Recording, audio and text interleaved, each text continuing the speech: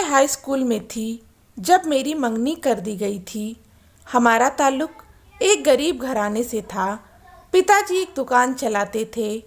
मेरी शक्ल सूरत बिल्कुल नॉर्मल थी। रंग भी बहुत गोरा नहीं था। मैं बिल्कुल खूबसूरत नहीं लगती थी, लेकिन भगवान का शुक्र है कि जैसी भी हूँ मैं सेहतमंद और तंदुरुस्त हूँ। यही मेरे लिए काफ़ी है। मंगनी के बाद वह लड़का दुबई चला गया और खूब पैसे कमाने लगा। 2 साल तक तो वह मुझसे बात करता रहा। कभी पापा के फ़ोन पर, कभी किसी और के फ़ोन से मैं बात कर लेती। धीरे धीरे बात करना कम कर दिया, फिर फ़ोन आना बंद हो गए।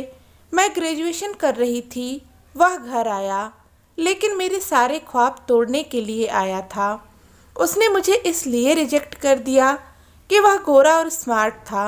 मैं काली सी, ना ही खूबसूरत थी ना ही स्मार्ट। वह कहने लगा कि मुझे तुमसे बदबू आती है, तुमको देखकर मुझे डर लगता है। वह अपनी बातों का खंजर मुझ पर चलाता रहा और फिर मंगनी तोड़कर चला गया। मैं बहुत रोई। मुझे अपने काले होने पर बहुत गुस्सा आने लगा। मैं भगवान से शिकायत करने लगी कि मैं काली और बदसूरत क्यों हूँ। उसने दूसरी लड़की से शादी कर ली। उसकी शादी के दिन मुझ पर जैसे कयामत टूट पड़ी। उसकी दुल्हन बहुत खूबसूरत थी। ऐसा लग रहा था कि ज़मीन पर कोई हूर उतर आई है। वह दोनों एक जैसे थे, खूबसूरत और स्मार्ट। मैंने अपने मन को समझाया और दोनों के लिए दुआ की कि दोनों की जोड़ी हमेशा सलामत रहे। इस दिन रोने के बाद मैंने हमेशा के लिए यह चैप्टर बंद कर दिया। मैं कॉलेज से यूनिवर्सिटी पहुंच गई। मेरे लिए रिश्ते आते। मेरी सूरत को तो देखा जाता, लेकिन मेरी सीरत को नहीं। हर बार मैं रिजेक्ट हो जाती। अब ऐसा हो गया कि मुझे शादी के नाम से नफरत होने लगी। मैं हर वक्त अपनी पढ़ाई में गुम रहती। मेरी जिंदगी किताबों में डूब चुकी थी। पढ़ना पढ़ना और बस पढ़कर कुछ बनना। उसकी शादी को 1 साल गुजर गया था। उसे देखे भी काफ़ी वक्त हो गया था। एक दिन एक दोस्त की शादी में वह अपनी बीवी के साथ आया। दोनों बहुत खूबसूरत लग रहे थे। मैंने लाइट ब्लू कलर का सूट पहना हुआ था। उसकी बीवी मेरे पास आई और मैंने मुस्कुराकर उसका वेलकम किया, शादी की मुबारकबाद दी। वह भी मेरे पास आया और बोला, देखो मेरी बीवी है ना, बिल्कुल परी जैसी। फिर तंज करते हुए बोला कि कौन सा सूट पहना हुआ है, बिल्कुल अच्छी नहीं लग रही हो तुम इस सूट में, और काली लग रही हो। मेरी आंखों से ना चाह कर भी आंसू गिर पड़े।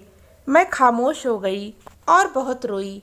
उसका सामना करने की मुझ में बिल्कुल भी हिम्मत नहीं थी। उसका एक एक लफ्ज़ मुझे कांटे की तरह चुभ रहा था। मेरा रिश्ता ना होने की वजह से मेरे लिए कभी तलाकशुदा लड़के का रिश्ता आता, तो कभी 5 बच्चों के बाप का, तो कभी किसी 60 साल के बूढ़े का। लेकिन मैंने हर रिश्ते से इनकार कर दिया। पिता चाहते थे कि मैं अपनी पढ़ाई पूरी करूं। पिताजी ने मेरा बहुत साथ दिया। मैं सारी रात जाग जाग कर पढ़ती। पिताजी मेरा दर्द समझते थे, मेरी हिम्मत और मेरा हौसला बनाए रखते थे। वह मुझे पढ़ाना चाहते थे। कुछ दिनों बाद मैंने सुना कि उसने अपनी बीवी को बहुत मारा और मारकर उसका हाथ तोड़ दिया। मैंने वजह जानने की कोशिश न की।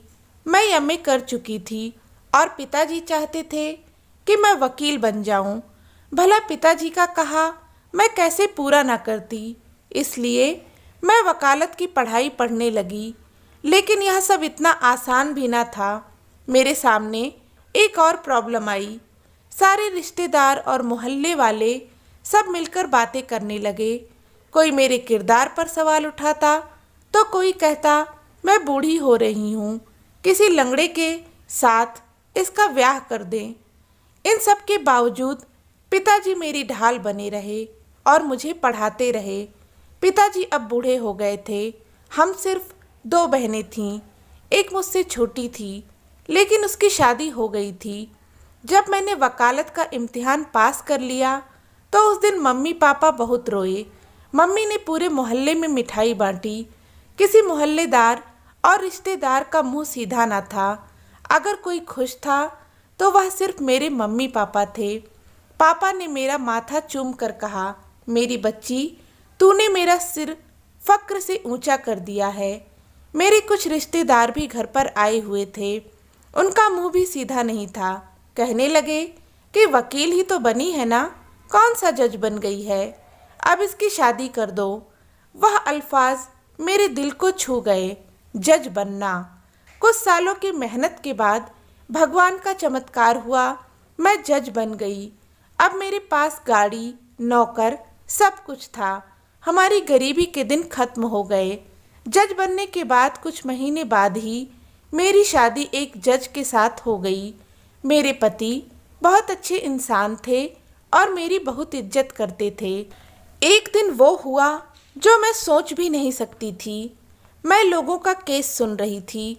अचानक मेरे सामने एक वकील आया और कहने लगा, मैडम, इसके शौहर ने इसे बहुत मारा है। यह अपने पति से तलाक लेना चाहती है। जब मैंने उस लड़की की तरफ देखा तो वह और कोई नहीं, उस लड़के की बीवी थी जिसने मुझे 2 साल की मंगनी के बाद छोड़ दिया था। अब नौबत यहाँ तक आ गई थी। वह लड़की मुझे देखकर रोने लगी। अगली पेशी पर उसके पति को भी बुलवाया। अब वह मेरे सामने कटघरे में खड़ा था, नजरें झुकाए।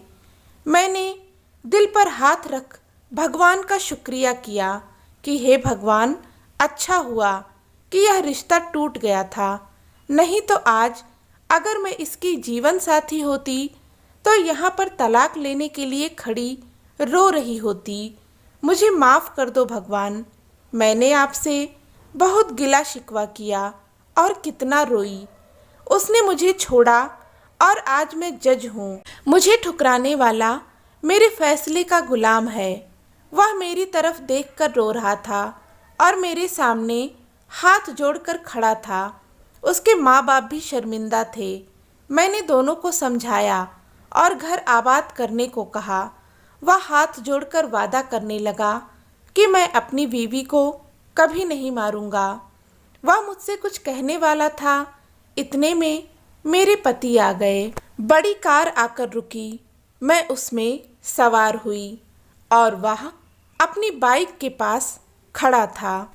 जीवन में जो कुछ घटित होता है वह हमेशा गलत हो जरूरी नहीं। ईश्वर हमारे लिए जो भी करते हैं अच्छा ही करते हैं।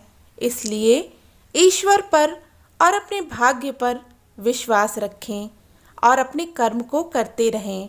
तो दोस्तों, उम्मीद करती हूँ कि यह कहानी आपको पसंद आई होगी। कहानी अच्छी लगी हो तो प्लीज़ इसे लाइक करें, शेयर करें और चैनल पर नए हैं तो सब्सक्राइब भी कर लें। धन्यवाद।